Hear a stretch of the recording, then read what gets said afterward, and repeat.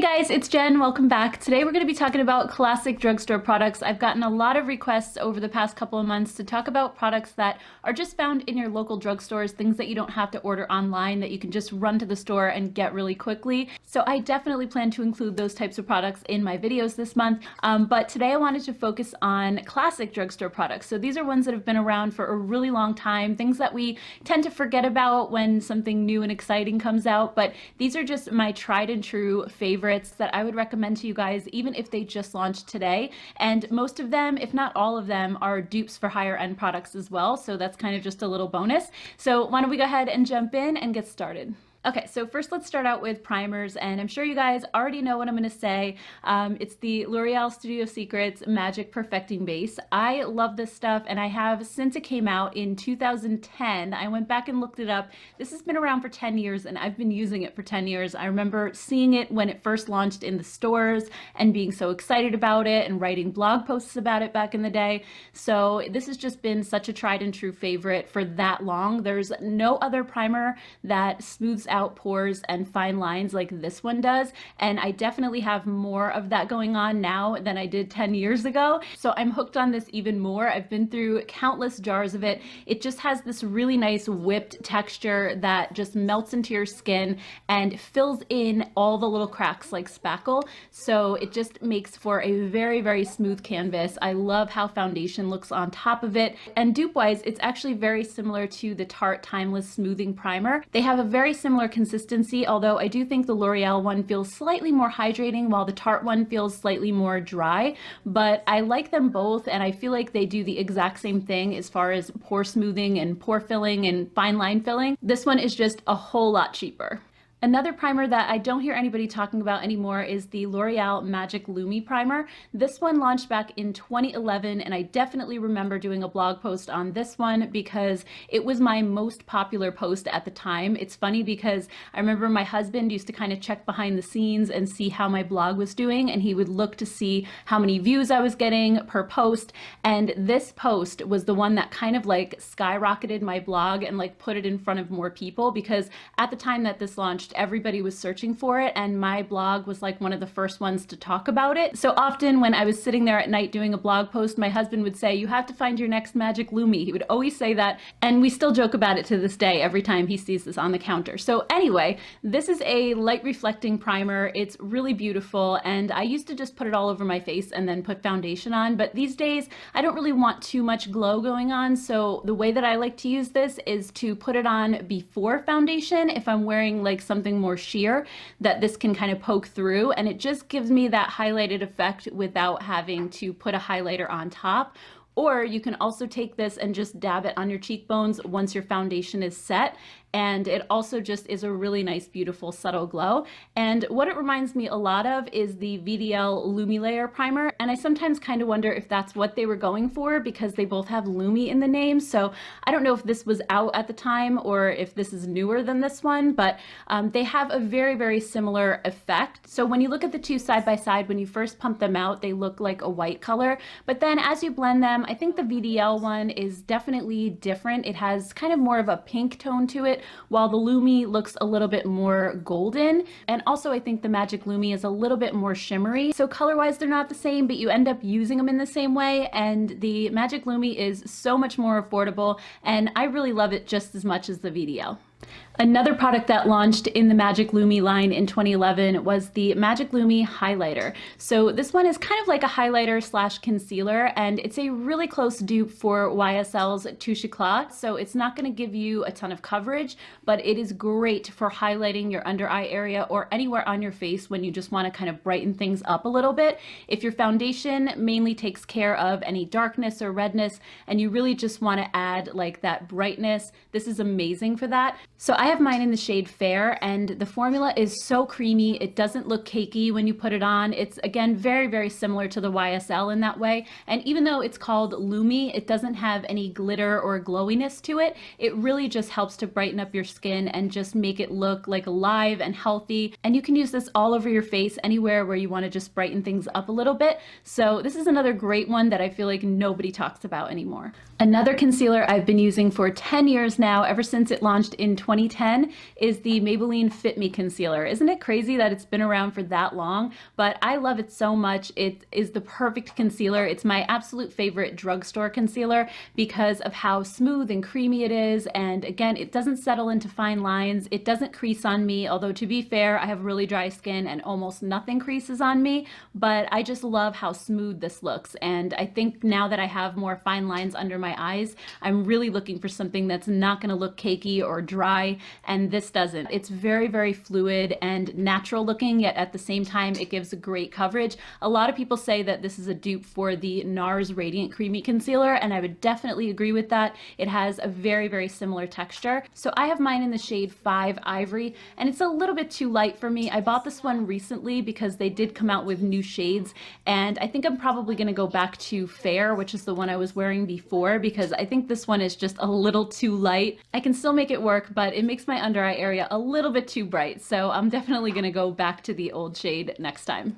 Next up, when it comes to classic products, there is nothing more classic than the CoverGirl Cheekers blushes. I'm not even sure how long these have been around. Honestly, I tried searching online. They've been around forever. I remember seeing these when I was a teenager, maybe even when I was a kid. They've definitely been repackaged a few times over the years, and they've taken shades away, added new shades in, but the Cheekers blushes have been around forever. Now, one thing that has changed is the scent, because these used to have like that Noxzema scent. Back in the day, almost all CoverGirl products had that. Not the lip products, but I mean like the face products, the foundations. I believe CoverGirl and Noxzema like either had a partnership or maybe were the same company, but they don't have that smell anymore, and I actually loved it because it was really nostalgic and took me right back to my childhood. But this was the first blush I ever wore when I first started wearing makeup, and I have these in two shades. I have Rose Silk and Soft Sable, both of which have been around forever, and Rose Silk is actually a super close dupe for NARS Orgasm. It's that peachy pink with the slight hint of like a golden shimmer, but I think the CoverGirl one has a little bit less sheen than the NARS, so I actually like this one even a little bit more, just because the NARS one can get a little too glittery for me these days and can highlight the texture on my cheeks. So I like the CoverGirl one a little bit better. And then Soft Sable is just the most gorgeous pinky nude blush with like a little bit of sheen to it. It has more of a satiny finish, but the color is just stunning. And these have great pigmentation, they have great blendability, and they are super, super affordable. So I don't know why anybody doesn't talk about these anymore, because they're great. Another classic drugstore blush that I have loved for many years now are these Milani Baked Blushes. These came out in 2011, so they've been around quite a long time, and I have several different shades, so I'll go ahead and show you some swatches. I just think these have the most beautiful formula, and they remind me a lot of the Laura Geller Baked Blushes, but at a much more affordable price point. A lot of these have that marbled effect like the Laura Geller ones, and it's just beautiful because it adds a little bit of depth to the color. And what I love about these two is the formula. Baked powders are so nice if you have dry skin or if you have more mature skin, because they're so incredibly finely milled and they just don't look like you have powder sitting on top of your face. So I reach for baked blushes a lot. I'm actually wearing Luminoso today, which is one of my favorite shades. It's a beautiful peachy pink. It's amazing for summer. So if you haven't checked these out yet, I definitely recommend it. Another classic product that's been around since 2015 is the Physicians Formula Butter Bronzer.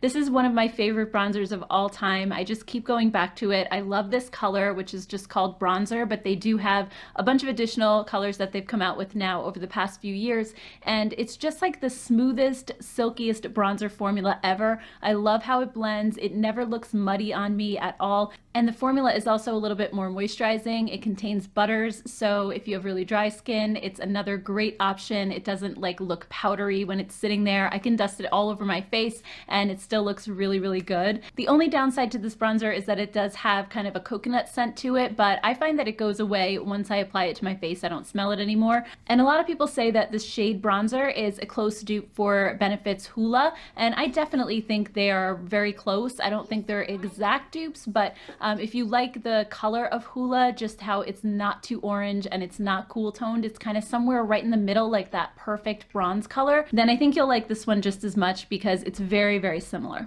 And then when it comes to brows, a great affordable option at the drugstore is the Essence Make Me Brow. I talked about this a while ago in my favorites under 5 video. I've repurchased this so many times since 2016 when it first launched, so it's been out there for about 4 years now. And this is a great dupe for Benefit's Gimme Brow. It's almost identical. The brush is the same. It has that tiny little wand, and it also has like the fibers that kind of help to fill in your brows just a little bit. And the colors are great too. I have it in the shade Blondie Brows, and it's a great cooler toned kind of taupey color that works perfectly for my brows. And I want to say this is like $2.99 or $3.99, so it's really, really affordable, and it's an amazing dupe. Next up, I have a mascara that I've been using since it launched in 2009. So this has been around 11 years and still going strong, and that is the L'Oreal Double Extend Tubing Mascara. So a lot of people compare this to the Thrive Cosmetics mascara because it's also a tubing mascara. And if you don't know what a tubing mascara is, basically when you apply it to your lashes, after it sets, it forms like these little tubes around each lash. And so it's really long lasting. It doesn't smudge or flake or smear underneath your eyes. These little tubes kind of hang on there and last the entire day. And then when you go to take them off, they're really easy to remove. When you're washing your face, you see just the tubes kind of slide off your lashes. They go all over the sink and it looks like you're losing your eyelashes, but you're not. It's actually just these little tubes that are coming off. So a lot of people love tubing mascaras, and I always get questions on if there is a Thrive Cosmetics dupe at the drugstore that's more affordable. This would definitely be it. I would say the only difference with this one is they actually give you a primer on the other side. So this has fibers in it, which help kind of attach to the ends of your lashes and make your lashes a little bit longer. And then you go in with the mascara itself and then apply it that way. Now, one thing I want to mention with this is that it's a very, very wet formula. So personally, I get the best results out of it once it's dried out a little bit. So just keep that in mind. And also, it's not a super volumizing formula, but it is going to give you really good length. So I'll show you just a before and after of my lashes, and you can see like how much longer it made my lashes, but it doesn't really do a whole lot in terms of volume or like thickening. But if you already have thicker lashes and you're just looking for length, I think this is an awesome option. And then last but not least, I have another mascara, and that is the CoverGirl Supersizer. This has been a favorite of mine since 2015 when it came out, and a lot of people say this one is a dupe for Benefit's Roller Lash. It has a really similar brush to it, and I find that I get similar results as well. I love Roller Lash, but unfortunately that one smudges all underneath my eyes every time I wear it. This one does not smudge. This is one of the only mascaras that I've found that can last all day in a non-waterproof formula, and I just hate waterproof formulas because of how difficult they are to remove. They just kind of are like glue on your lashes and they don't come off. So what I love about this one is that it's easy to remove, but at the same time it doesn't go anywhere once you put it on, and I just find that I get the biggest lashes with this one as well. I think this gives length and volume together. It is a wetter formula again, so I like it the best once it's dried out for about a week or so, and then it just gives me that really great false lash effect. So this is one that I've been repurchasing over and over again. I've probably repurchased it like 20 times since then, if not more. Every time one runs out, I always have a new one ready to go because I just love it that much. All right guys, so that's all I have for today. I hope you enjoyed this video and found it helpful. If you did, don't forget to give it a thumbs up, and also I would love to hear what your favorite classic drugstore products are down below. I'm always looking for suggestions and new things to try, so I would love to hear all of your thoughts as well. Thank you all so much for watching and hanging out with me today. Please don't forget to hit the subscribe button if you haven't already, and I'll see you all in my next video. Take care guys. Bye. Hi buddy. Do a selfie. A selfie? Okay. Thank you for being such a good boy while I film my video. What do you want to play now? Do you want to play a game? Yes. All right, let's do it.